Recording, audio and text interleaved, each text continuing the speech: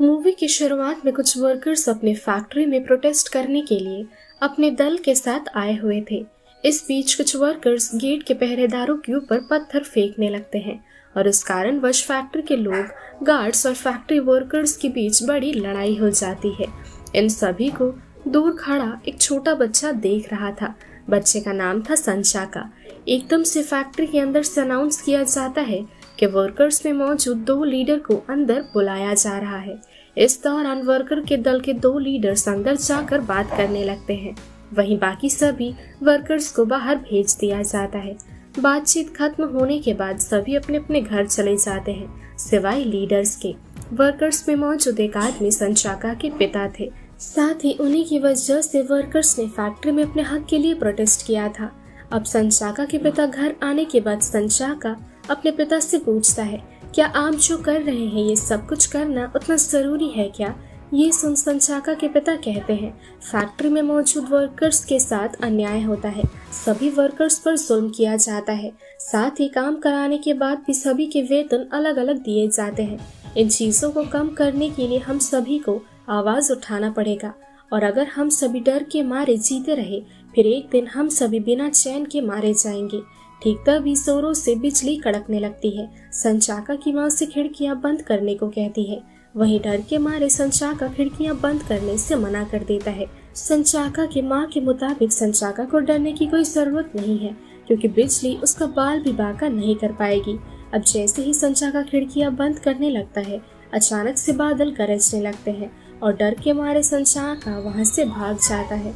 अगली सुबह संचाका की माँ अपने बेटे को बताती है कि उसके पिता फैक्ट्री में गए हैं, क्योंकि जिन 2 लीडर को बातचीत करने के लिए फैक्ट्री के भीतर बुलाया गया था वो अब तक फैक्ट्री में ही है। दूसरी तरफ संचाका के पिता बाकी वर्कर्स के साथ अपना काम कर रहे थे। इधर संचाका अपनी माँ के साथ उन 2 लीडर्स के घर पर उनके परिवार का हाल चाल पूछने के लिए पहुंच जाता है। संचाका की माँ उनके परिवार वालों को विनम्रता से काम लेकर हौसला बनाए रखने को कहती है, लेकिन साथ ही साथ वो नोटिस करती है लीडर घर पर ही मौजूद है, लेकिन जानबूझकर उन सभी के गुमशुदा होने की अफवाहें फैलाई जा रही है।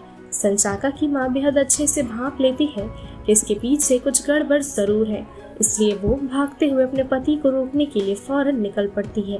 लेकिन रास्ते में संचाका की माँ काफी बुरी तरह से गिर जाती है, जिसकी वजह से उनका पैर बुरी तरह से इंजर्ड हो जाता है और वो अपने बेटे संचाका को अपने पिता को जाकर सारी सच्चाई बताने के लिए कहती है। लेकिन जब तक संचाका फैक्ट्री में पहुंचता है तब तक काफी देर हो चुकी थी। वर्कर्स और फैक्ट्री के गार्ड्स के बीच में फाइट शुरू हो गई थी और इस फाइट में संचाका के पिता की मृत्यु हो जाती है। संचाका के पिता वर्कर्स में पहले इंसान थे जिन्होंने अन्याय के विरुद्ध आवाज उठाई थी और एक एक करके उन्होंने ये बात सभी वर्कर्स को भी समझाई थी। अपने पिता को मरा हुआ देख संचाका दौड़कर अपने पिता के पास जा बैठता है। गुस्से में संचाका पास में पड़ी हुई ढाल उठाकर अपना गुस्सा दिखाने लगता है। ठीक तभी जोरों से बिजली कड़कने लगती है और बिजली का कुछ अंश ढाल में गिर जाता है, जिसकी वजह से ढाल टूट जाती है और संचाका को झटका लगता है और वो दूर कहीं गिरकर बेहोश हो जाता है। अब कहानी 3 साल बाद की बताई जाती है। संचाका की माँ काम के सिलसिले में एक दिन के लिए शहर चली जाती है और जाते जाते वो संचाका को अपना ख्याल रखने के लिए कहती है। काफी दिनों तक इंतजार करने के बाद भी संचाका की माँ का कोई अता पता नहीं था और ना तो वो घर वापस लौट रही थी। संचाका अपनी माँ को खोकर बेहद मायूस हो जाता है और वो खुद भी घर छोड़कर चला जाता है। अगले सीन में संचाका को कुछ मवाली लड़के फॉलो करके परेशान करने लगते हैं। ठीक तभी अवाम नामक एक लड़का संचाका को मुसीबत में देख उसे इन लड़कों के हाथों से बचा लेता है और फिर वो दोनों वहाँ से भाग जाते हैं। अवाम पूछता है, वो सभी तुम्हारे पीछे क्यों पड़े थे? संचाका बताता है, मैंने एक लड़के को इन मवाली लड़कों से बचाया था, जिसके बाद ये सभी और ज्यादा लड़कों को लेकर मुझे मारने के लिए मेरे पीछे पड़ गए। अवांग संचाका को समझाता है कि इस दुनिया में रहने के लिए तुम्हें दूसरों की मदद करनी छोड़नी होगी, वरना तुम सभी के लिए खतरा बन जाओगे और खुद भी आखिर में मारे जाओगे। ये सारी बातें समझने के बाद अवांग संचाका को फाइटिंग स्किल्स सिखाता है और फाइटिंग की ट्रेनिंग लेने के बाद ये दोनों इंडोनेशिया में जाने का फैसला करते हैं। इंडोनेशिया जाने के लिए अवांग और संचाका एक मालगाड़ी में सफर करने का फैसला करते हैं। लेकिन ट्रेन की गति देख संचाका ट्रेन पर नहीं चढ़ पाता है। वहीं अवांग इंडोनेशिया चला जाता है। अब सीन शिफ्ट हो जाता है और कहानी कुछ सालों बाद की दिखाई जाती है। संचाका अब काफी बड़ा हो चुका था और अब वो न्यूज़पेपर कंपनी में गार्ड का काम करता था। साथ ही वो पार्ट टाइम मैकेनिक का भी काम करता था। संचाका अब पहले से काफी ज्यादा बदल चुका था, क्योंकि अब वो पहले की तरह लोगों की मदद नहीं करता था और ना तो अपने पिता की तरह लोगों के हित में अपनी खुशी ढूंढता था। दूसरी तरफ हम देखते हैं कि देश भर में मौजूद करप्टेड नेताओं को संभालने के पीछे एक बड़े माफिया का हाथ है और वो है पेंगकोर। पेंगकोर एक चालाक और खतरनाक आदमी है जो अपने फायदे के लिए कुछ भी कर सकता है। बचपन में आग में जलकर पेंगोर के माता पिता की मौत हो गई थी, लेकिन जैसे तैसे वो अलमीरा का सहारा लेकर बच गया था। लेकिन जब पेंगोर अनाथ हो गया तब उसे एक अनाथ आश्रम में भेज दिया गया था, जिसके बाद पेंगोर अपने गुस्से के चलते अनाथ आश्रम के कुछ बच्चों को अपने जैसा बनाकर पूरे अनाथ आश्रम को तबाह कर देता है। और जिन बच्चों ने पेंगोर का तब साथ दिया था, आज वो सभी पेंगोर के लिए काम करते हैं और इनमें से कुछ नेता भी बन गए हैं। लेकिन इनमें से एक आदमी पेंगोर के साथ रहने के बाद भी ईमानदारी का पाठ नहीं भूला, इसलिए वो आज भी पेंगोर से दूर रहता है, जिससे कि पेंगोर की परछाई भी उस तक ना पहुंचे। उधर संचाका के पड़ोसी के घर पर कुछ गुंडे हमला कर देते हैं। वो गुंडे संचाका की पड़ोसी वुलन के साथ बदतमीजी कर रहे थे।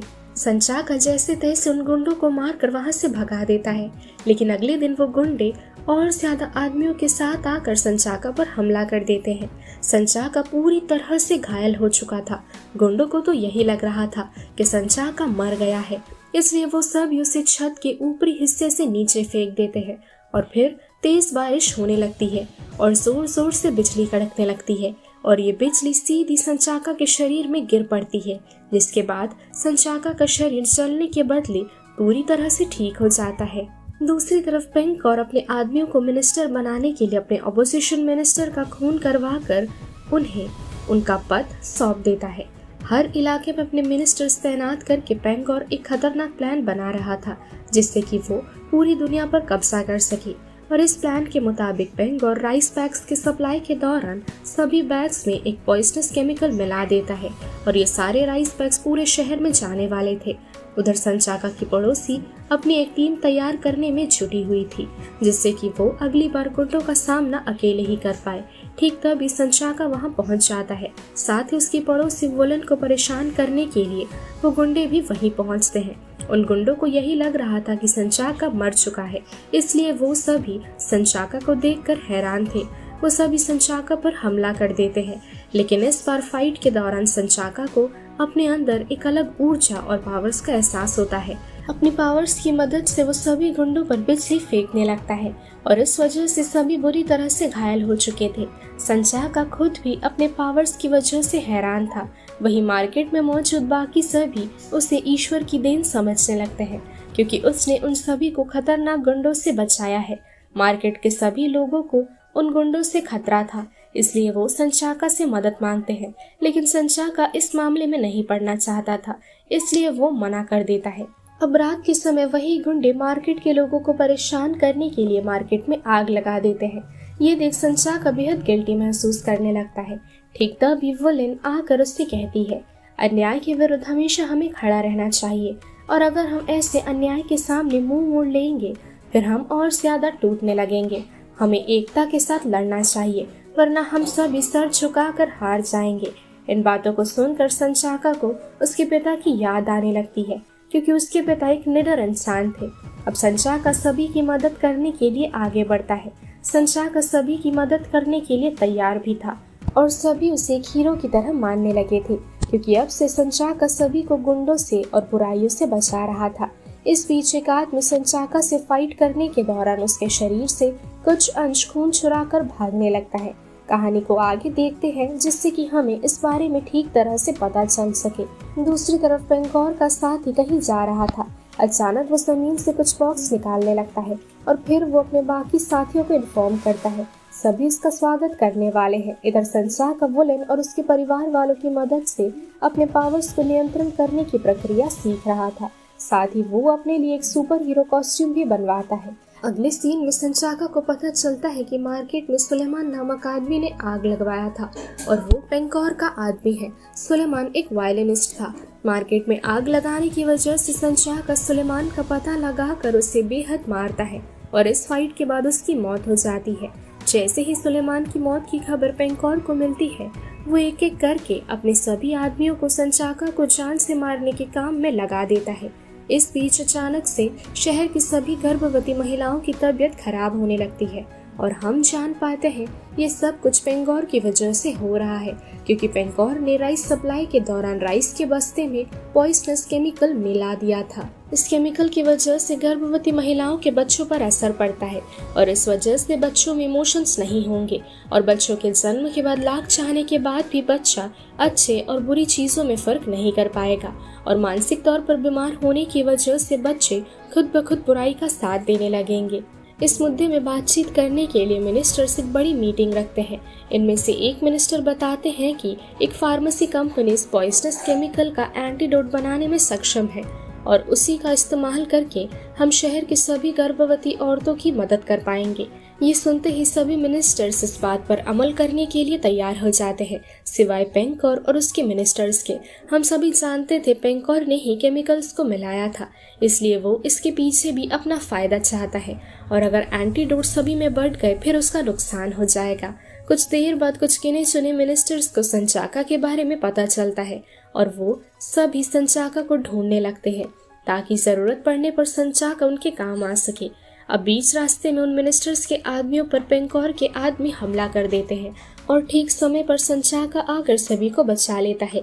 इनमें से एक मिनिस्टर बैरी संचाका से कहते हैं कि ये सब भी पेंकोर के आदमी हैं और उनके रहते हम कभी भी अच्छा काम नहीं कर पाएंगे, इसलिए हमें तुम्हारी मदद की जरूरत है। संचाका अपनी चुप्पी के साथ वहां से निकल पड़ता है। अब जैसे तैसे बैरी अपने बाकी मिनिस्टर्स के साथ एंटीडोट को सब में बांटने की प्रक्रिया शुरू कर देते हैं, जिसके बाद जनता बेहद खुश हो जाती है। इधर संचाका शहर की बेहतर परिस्थिति देख ये समझने लगता है कि ये शहर अब पूरी तरह से ठीक हो चुका है और अब से इस शहर में और किसी भी तरह की विपदा नहीं आएगी। उधर बैरी को पता चलता है कि जिस फार्मेसी से एंटीडोट मंगवाई जा रही है वो फार्मेसी पेंकोर की है और सभी एंटीडोट्स के साथ कुछ न कुछ खिलवाड़ किया जाएगा। इस बारे में बैरी संचाका को फौरन इन्फॉर्म करता है। साथ ही वो उसे पेंकोर को सबक सिखाने के लिए भी कहता है। पेंकोर भी अब तक संचाका को मारने के लिए उसे ढूंढ रहा था और आज पेंकोर संचाका को ढूंढते ढूंढते उस तक पहुंच जाता है। संचाका और पेंकोर के गुंडों के बीच फाइट शुरू हो जाती है। संचाका अपने सुपर पावर्स का इस्तेमाल करके बड़ी ही आसानी से सबको मारने लगता है और हाथापाई की वजह से पेंकोर और उसके सारे गुंडे मारे जाते हैं। ठीक तभी बैरी संचाका से मिलने के लिए उसके अड्डे तक पहुंचता है। बैरी संचाका को इन्फॉर्म करता है कि एंटीडोट की एक वैन गाड़ी लेकर शहर की तरफ जा रही है। अगर ये वैन एंटीडोट देने में सक्षम रही फिर शहर की तबाही हो जाएगी। ये सुनते ही संचाका फौरन उस वैन को रोकने के लिए निकल पड़ता है। वैन का ड्राइवर गुस्से में संचाका पर गोली चला देता है और इस वजह से संचाका घायल हो जाता है। अब ड्राइवर सुनसान से रास्ते में आराम से गाड़ी निकाल ही रहा होता है, ठीक तभी श्रेयसी नाम की सुपर हीरो गाड़ी को पलट देती है। संचाका के साथ साथ श्रेयसी भी गुंडाला कॉमिक और मूवी की सुपर हीरो है। अब संचाका एक एक करके सभी एंटीडोट की बोतलों में अपनी सुपर पावर बिजली को समाने लगता है, जिसकी वजह से सारी बोतलें फट जाती है। दूसरी तरफ पेंकोर का एक आदमी संचाका के चुराए गए खून को एक कटे हुए सर में डालने लगता है, जो कि एक बक्से के भीतर था। एक आदमी ने यह बक्सा काफी दिनों पहले मिट्टी खोदकर निकाली थी और उसी आदमी ने फाइट के दौरान संचाका के खून को भी चुरा लिया था। अब जैसे ही इस सर को बाकी बचे धड़ से जोड़ा जाता है, इसके बाद जन्म होता है एक शैतान का। शैतान का नाम था की। पेंकोर का आदमी की से कहता है बहुत जल्द एक बड़ी जंग होने वाली है। की पूछता है कि ऐसा क्यों होगा और एकदम से ऐसा क्या हो गया कि जंग का फैसला किया जा रहा है। पेंकोर का आदमी बताता है गुंडाला ने हमारे सभी साथियों को मार दिया है, लेकिन वो खुद भी अपनी पहचान नहीं जानता है। दोस्तों, फिलहाल ये दोनों जिस आदमी की बात कर रहे हैं वो संचाका ही है और संचाका के सुपर हीरो बनने के बाद उसका नाम गुंडाला रखा गया था। अब मूवी के पोस्ट क्रेडिट सीन में हम देख पाते हैं कि संचाका एक छत की बिल्डिंग पर बैरी के साथ खड़ा है। संचाका की कॉस्ट्यूम अब पहले से और ज्यादा बेहतर थी और इस कॉस्ट्यूम के लिए संचाका बैरी का शुक्रिया अदा करता है। साथ ही इस दौरान बिल्डिंग के नीचे शियाशी संचाका को ढूंढ रही है क्योंकि आगे जाकर वो दोनों साथ काम करने वाले हैं।